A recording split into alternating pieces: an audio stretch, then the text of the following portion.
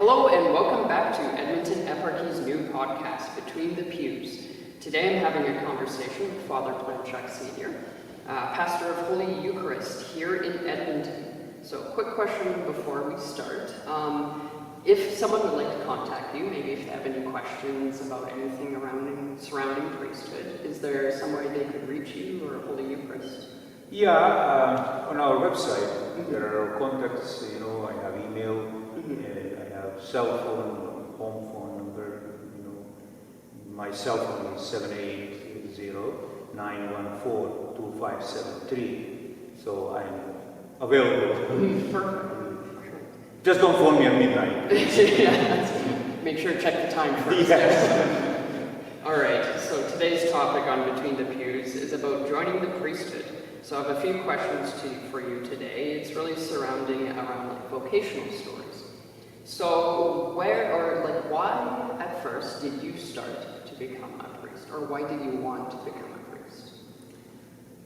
Well, I remember when I was a little kid, about 6 or 7 years old, my bishop, who died a long time ago, he visited us.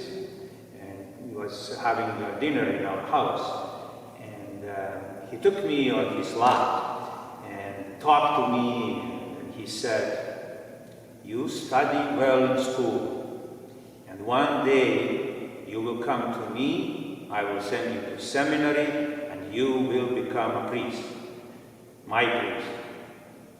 So I had that in mind, growing.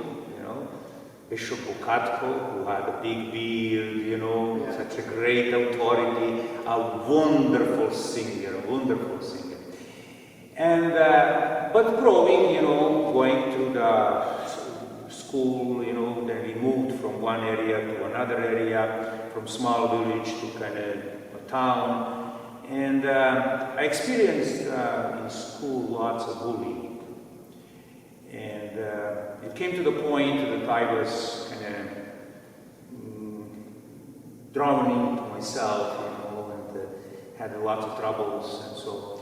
But I was involved in a Roman Catholic parish because our liturgy, we had only once a month in that Roman Catholic church. So, that's to start, So I did have a feeling I need more spiritual food.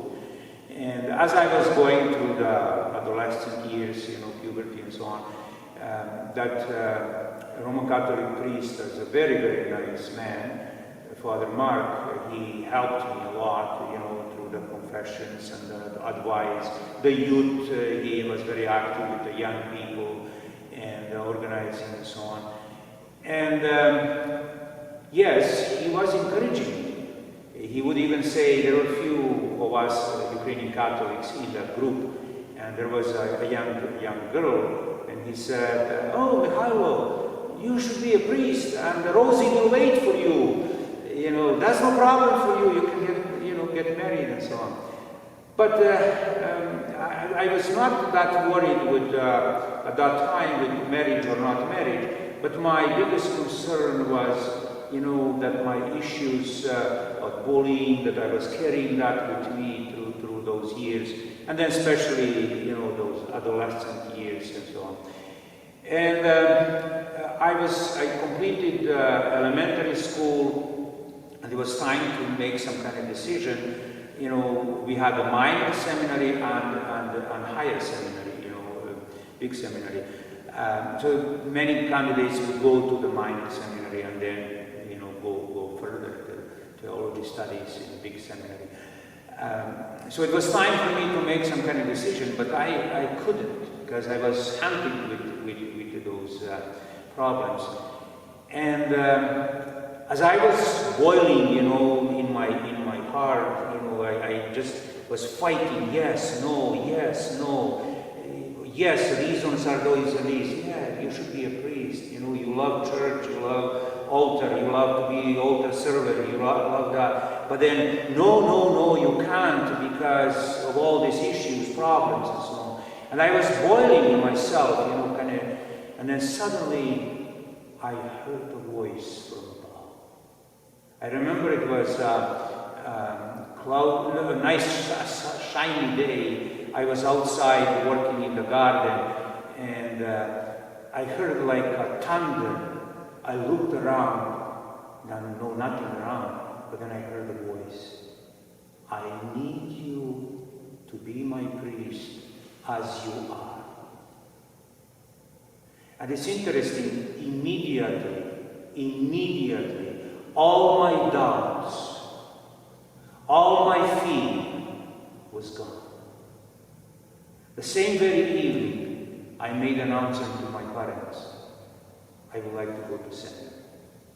The next day morning, I went to Father Mark, and I told him, I would like to be a priest, but in seminary, your seminary, Roman Catholic seminary.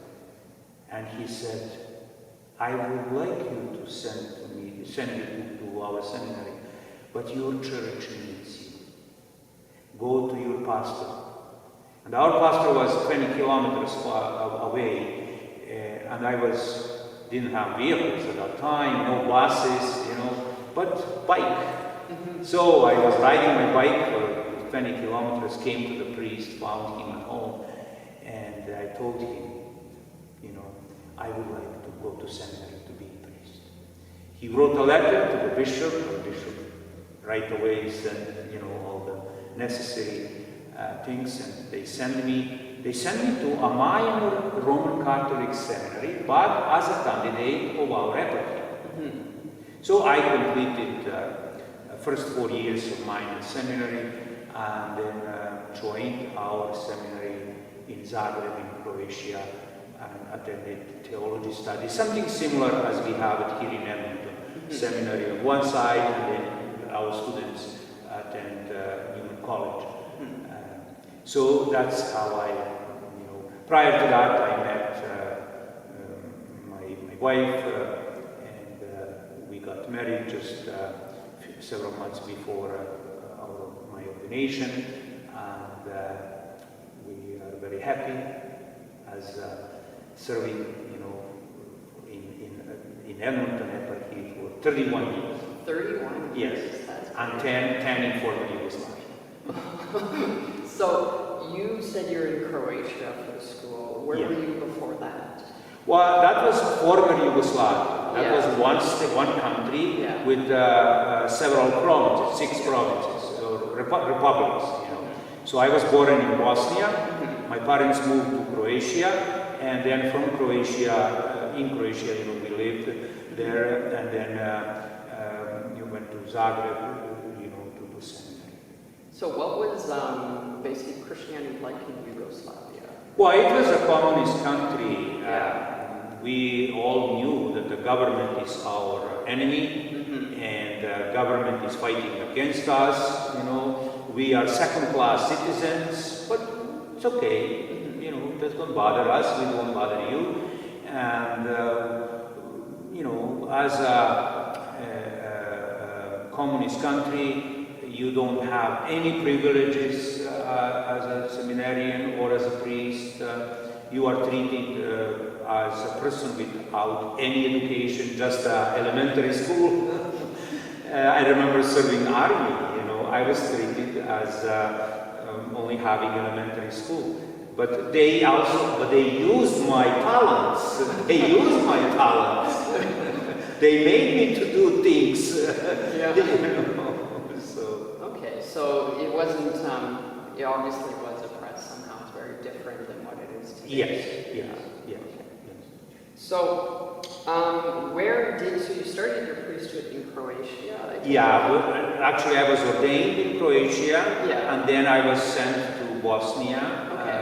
To serve in Bosnia, we had several our parishes. So I served one parish with 2 churches, and it was a very nice parish, financially very poor financially, but spiritually, they were very nice, attending church regularly, and that parish gave, if I'm not mistaken, I forgot many years ago, 16 nuns, I believe, and 11 or 12 priests. Wow. Yeah. Goodness. Yes. At some points, I had several seminarians in Rome, several from my small parish. Well, that's great. So they're spiritually strong. Yes. So what made you move from Croatia to Bosnia and then to Canada eventually? Well, in Yugoslavia, that was the same epoch. Yeah. But it was time for me to move after 10 years of serving in that parish. It was time for me to move. Children, we had a family, children to go to school, and I asked my bishop to give me some parish closer to the town or in the town where kids can go to school. And but somehow he didn't have a place where to put me, and in our agreement he agreed that I find a parish for myself. So I met the late Bishop Greshchuk in Rome, celebrating 100,000 years of Christianity in Ukraine, and we spoke about 1 hour, and I loved him so much. He was such a nice man, and he asked me, would you come to Canada to serve in my eparchy? And not knowing where is Alberta, for me, Canada was Toronto, and eventually Montreal, and I said yes. So that's how I came to Canada. Oh wow. So was there like a big difference between Yugoslavia and Canada at the time? Well, definitely there was a huge language issue. Yeah. That's the biggest problem. I came to Canada with zero knowing of English, and had to start from scratch. And the cultural, difference, and no family, and so on. But with God's help, we established ourselves. Interesting. So I take it, do priests, they all have their own, of course, journeys through seminary school and everything. Is there a difference maybe between today's priests, the journey of today's priesthoods versus before? Or?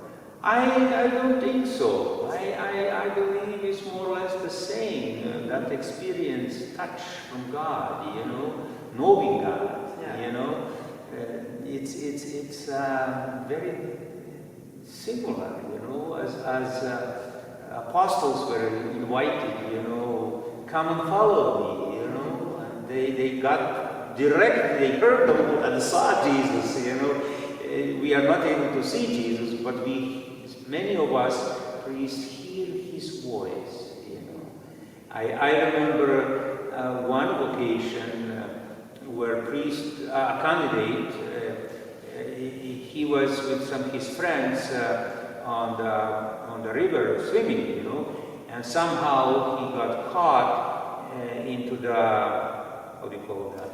Like the whirlpool? Or... Yes, and taken down. Oh, yeah. And he was drowning. Yeah. But on the bottom, he was aware what is happening, but he was also fighting in himself, to be priest or not to be priest. And he heard a voice. I will save you, you will be my priest. Oh wow. I remember, a young fellow who also was, today is a priest, and he was also fighting, no priesthood,